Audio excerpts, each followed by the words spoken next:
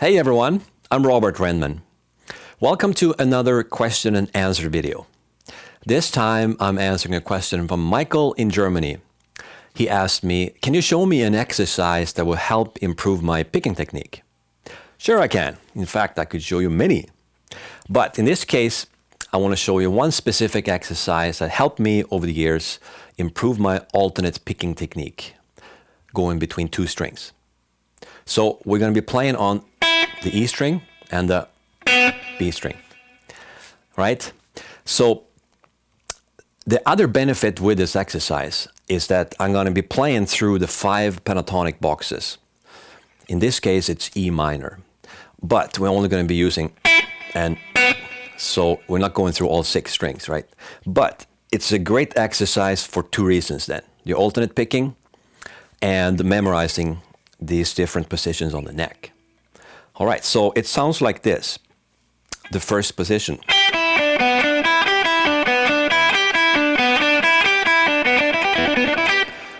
So we're just going to be going through the 5 different positions one at a time.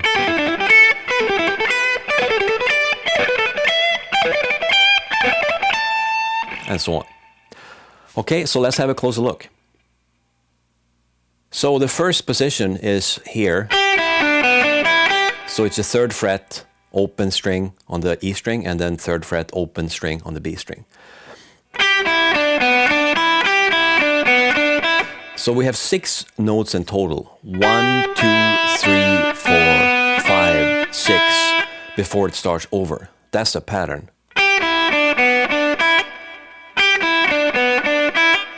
So you could play this with a triplet feel, if you like. Then it sounds like this. We're emphasizing the first beat and the 3rd beat.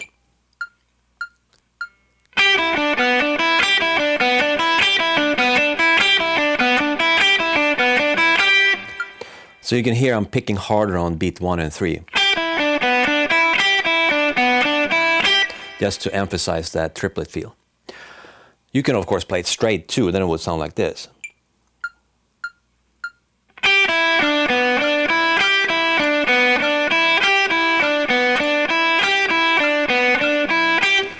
Then I'm playing straight 8th notes, but since there's only 6 notes in this figure, it's gonna repeat at an unusual spot each time. But it's cool too, right? All right, so let's look at the right hand. This is the important thing. I'm starting with a downstroke. That's the most important thing when you're starting this sequence. On the E string, start with a downstroke, because then we're gonna have an upstroke on the next note, obviously, which helps when we play on the B string. Because now the hand is going up and then we do downstroke on the B string. And when we are done on the B string going back to the E string, the hand is going down. So that means an upstroke when we come back to the E string.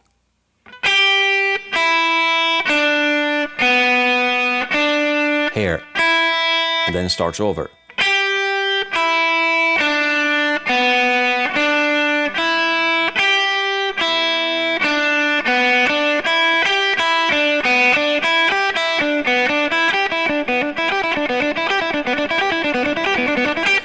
And then you work on your speed and accuracy. It's important that you play it very cleanly. We don't want it to sound like, sloppy like that. So you have to practice it slowly. And I think it helps when you do the triplet approach, because you can emphasize the 1 and the 3. It feels quite natural.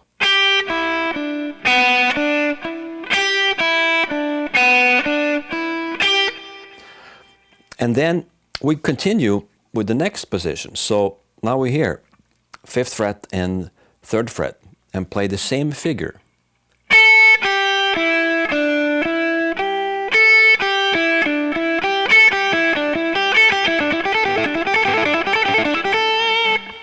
And the next one up here, so 7th fret and 5th fret, and then 8th fret and 5th fret on the B string.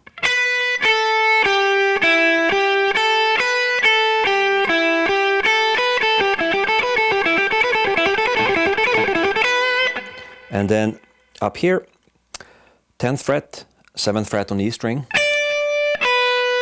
and then 10th fret and 8th fret on the B string.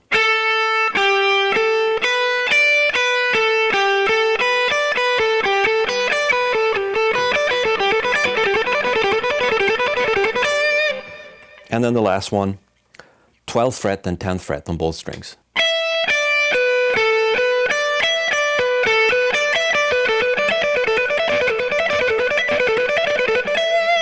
And then we just continue.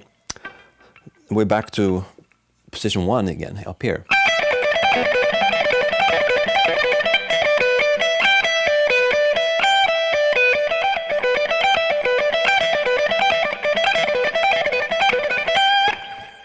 And up here. Now, this doesn't have to be a shred fest exercise, although it could be if you like shredding. But for me, it's more a matter of being accurate in my alternate picking. And what works for me is to always have an upstroke when I'm going from a thinner to a thicker string.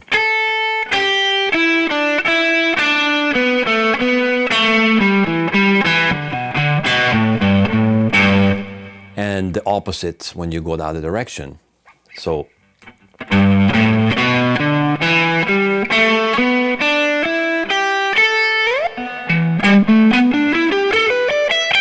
it's more economical for me to do that than if you have an upstroke when you're on the thicker string and then you go to a thinner string. It's more distance, like, which is way harder to be accurate for most people. The best thing is if you can do both and you're fluent in both approaches. But for me, I really suck at doing that type of motion. So I have to think about approaching the thinner string coming from a downstroke.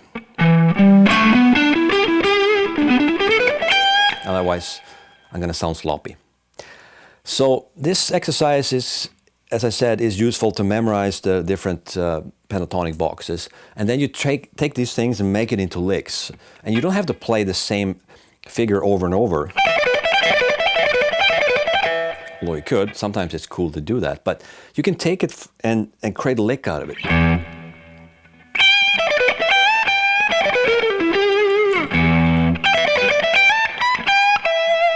All right?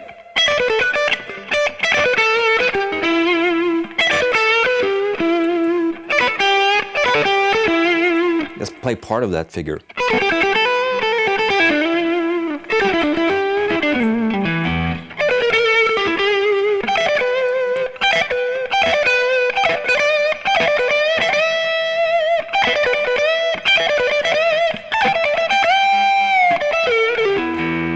And so on.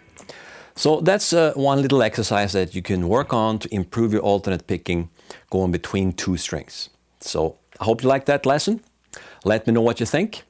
If you have a question for me for a future lesson, just reply to this video, add a comment, or go to my website and ask me a question from there. masterguitaracademy.com. Thanks for watching, and I'll see you next time.